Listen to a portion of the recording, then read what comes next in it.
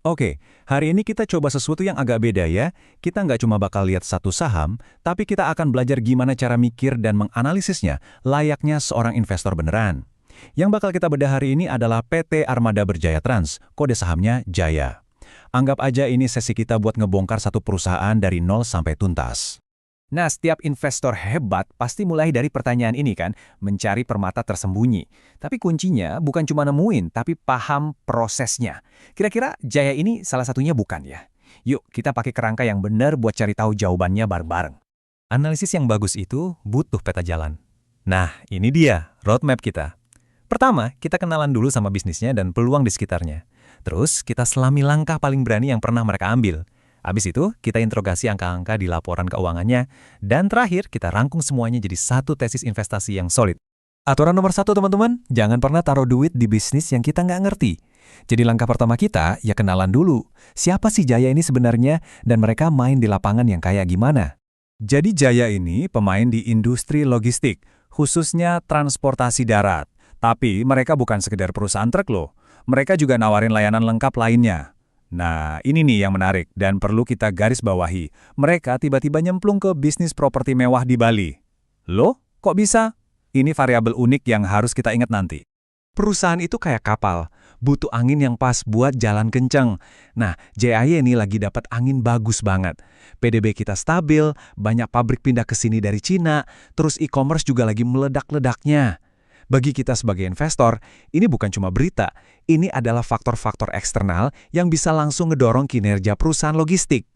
Nah, sekarang kita masuk ke bagian paling krusial dari cerita ini. Setiap perusahaan punya momen penentu. Dan buat Jaya, inilah momen itu. Sebuah langkah super berani yang bisa bikin mereka terbang tinggi atau malah jatuh. Mari kita lihat lebih dekat. Dan ini dia angkanya, 163,95%. Utang perusahaan bengkak segitu gedenya cuma dalam setahun. Gila kan? Kalau kita lihat angka ini, alarm di kepala harus langsung nyala.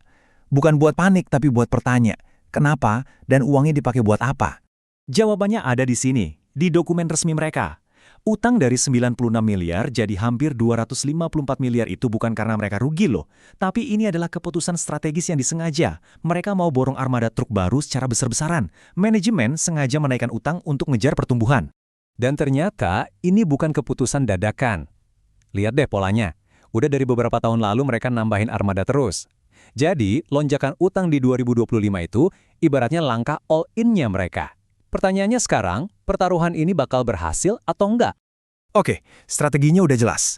Pertaruhannya udah di atas meja. Sekarang, waktunya kita jadi detektif keuangan.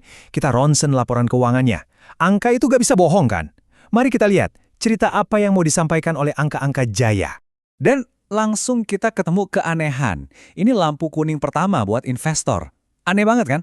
Perusahaan investasi gede-gedean buat nambah kapasitas, pendapatannya malah anjlok 26% lebih. Ini kan kontradiktif. Kita harus gali lebih dalam lagi, ada apa nih sebenarnya? Grafik ini ngasih kita petunjuk penting. Lihat deh, margin kotornya, 45,1%. Itu sehat banget. Artinya, bisnis inti mereka, yaitu jasa angkutan, sebenarnya untungnya gede. Tapi, kenapa laba bersihnya nyungsep jadi cuma 6,1%? Duitnya bocor kemana ini di tengah jalan? Dan inilah sumber kebocorannya. Rasio utang terhadap modalnya 2,04. Gampangnya gini, untuk setiap Rp1 modal sendiri, mereka pakai Rp2 dari utang. Nah, beban bunga dari utang segunung inilah yang ngerogotin keuntungan mereka. Ini yang ngejelasin kenapa margin bersihnya jadi tipis banget. Baik, kita udah kumpulin semua kepingin puzzle-nya. Bisnis intinya kuat, didukung tren ekonomi yang bagus, tapi dibebani sama utang yang super gede buat ekspansi. Nah, sekarang tugas kita sebagai investor adalah merangkai ini semua jadi satu kesimpulan yang jernih. Apakah saham ini layak dibeli atau enggak? Disinilah pasar seringkali bingung, dan disitulah biasanya peluang muncul. Kalau kita lihat P ratio-nya, saham ini kelihatan mahal. Pasar kayaknya berharap banyak sama pertumbuhan ke depan. Tapi kalau lihat PB ratio-nya, lo kok murah? Harganya lebih rendah dari nilai asetnya. Ditambah lagi, dividennya gede banget. Sinyal yang campur aduk ini, tugas kita lah untuk menerjemahkannya. Mari kita jujur soal risikonya. 1. Utangnya gede banget, jadi rentan kalau suku bunga naik. 2. Pendapatan yang turun itu harus cepat-cepat naik lagi. Kalau enggak, ya strategi ekspansinya gagal total. 3. Bayar cicilan utang itu berat, butuh arus kas yang kuat terus-terusan. 3 risiko ini harus siap kita tanggung kalau mau masuk ke sini. Terus imbalannya apa? Pertama, ada jaring pengaman. Kita seolah-olah beli aset perusahaan, yaitu truk dan propertinya dengan harga diskon. Kedua, kita dibayar buat nunggu, lewat dividen 7,9% yang gede banget itu.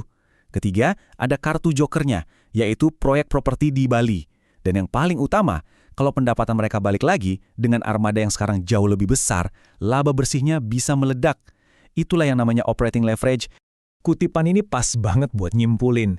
Intinya, Jaya ini adalah saham tipe high risk, high reward. Tapi ada bantalannya, ada jaring pengamannya, yaitu valuasi asetnya yang murah. Ini cocok untuk investor yang percaya sama visi jangka panjang manajemen. Jadi, inilah gambaran lengkapnya. Sebuah pertaruhan besar pada pertumbuhan di masa depan, yang dilindungi oleh nilai aset realnya saat ini. Keputusan akhir tentu saja selalu di tangan Anda. Tapi sekarang, Anda bukan cuma tahu tentang JIA, Anda juga punya kerangka berpikir untuk menilainya. Nah, pertanyaannya kembali ke Anda. Apakah saham dengan profil seperti ini cocok untuk portofolio Anda?